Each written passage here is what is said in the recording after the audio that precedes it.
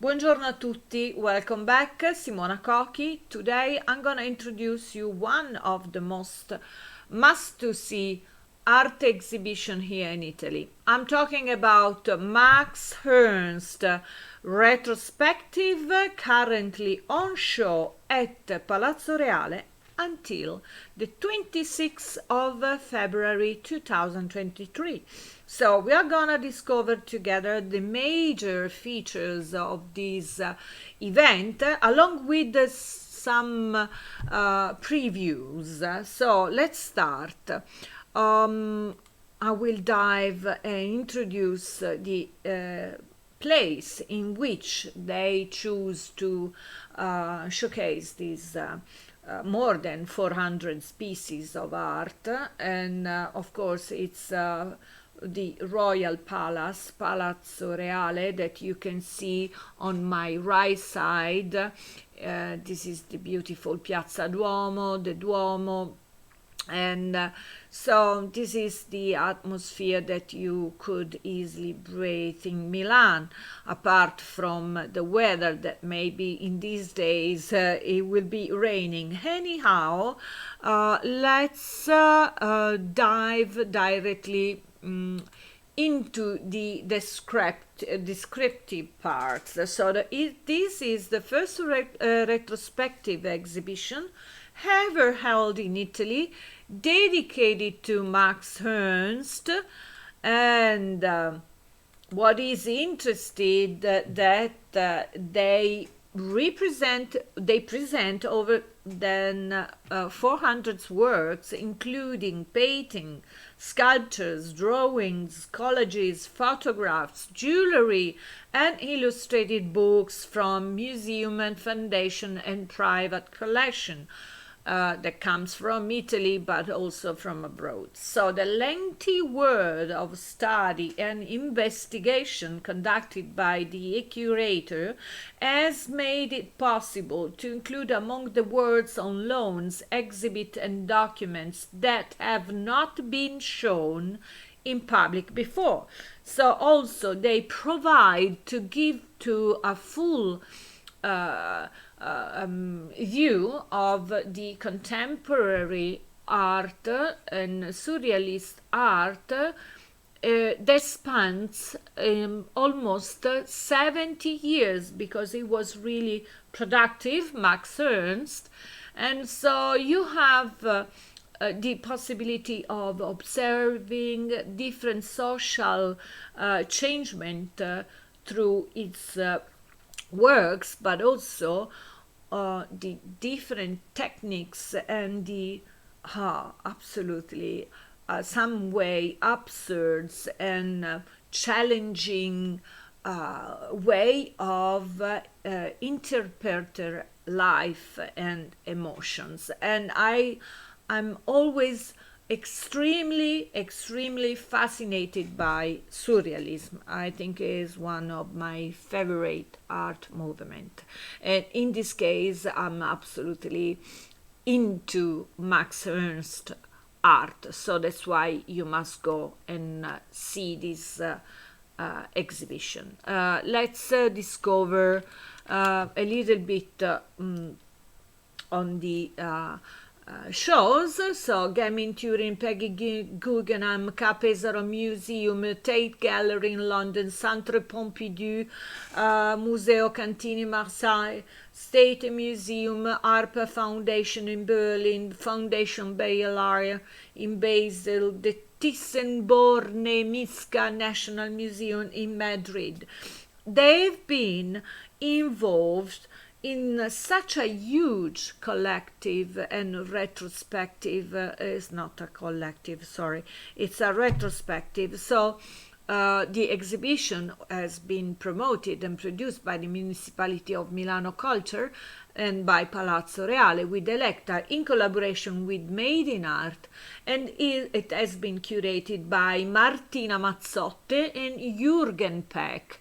Jürgen Pech is one of the leading expert on Max Ernst. So we had the chance to cooperate and to collaborate with him. And below that, you see how many sponsors, technical partners, and the involvement that this exhibition brought in Milano. Okay. Humanistic in the neo-Renaissance sense, so Marcel Duchamp saw his work as a complete inventory of the different eras of surrealism. It was that I was telling you before. I've been absolutely fascinated by the different perspective on surrealism, and he also studied and himself has been fascinated by our De Chirico and many other aspects of this I would say fascination. Oh, it's unbelievable. So it's absolutely a must-see show. And nature and landscape play the invention of techniques. So it used also such an incredible and different way of depicting and producing works with frottage, grattage, decalcomania, dripping, sculpture and jewellery and different kind of applied arts. Most of them, after being absorbed and reshape the classicisms, some classicism works, and so he was found on Leonardo, of course. Who can be fascinated by Leonardo? And here we are. So these were the cooperation, and now just have a quick look at the 5 major works. L'Angelo del Focolare is one of the most overwhelming surrealist icons and works ever produced, because this is a kind of monster that represents the first war and many other social challengings of that period, and it is absolutely spectacular the way Max Ernst represented this kind of challenging times. And so it's allegoric, it's surrealism, it's many things, just condensated inside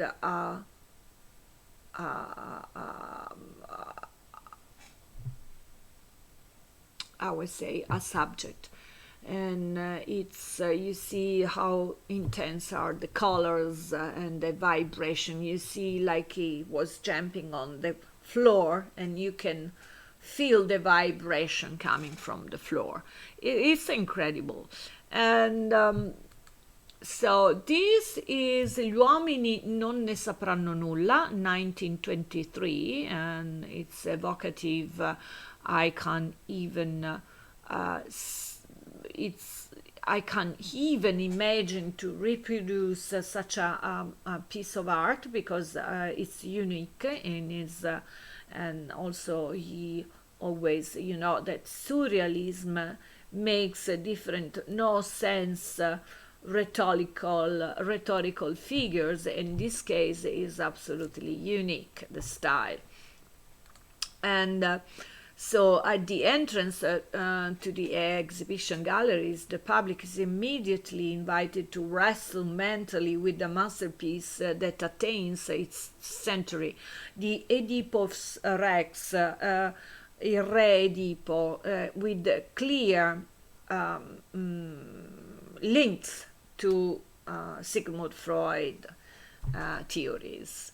And it's absolutely incredible. La Festa dei Salients, and then Pietà o la Rivoluzione la Notte. So in this case, of course, Michelangelo is a kind of point of reference to reinterpret in a surrealistic way this piece. Okay, I think to have given the sufficient enthusiasm and I try to conduct to in this spiritual and also creative emotions, and while you go and the way you feel after viewing such an incredible masterpieces. So this is the Italian way, how we perceive and how we have this kind of intense emotion observing masterpiece and walking through the Italian way and in our beautiful, beautiful, iconic venue. Keep on staying tuned. Simona Cochi, The Italian Way. Ciao.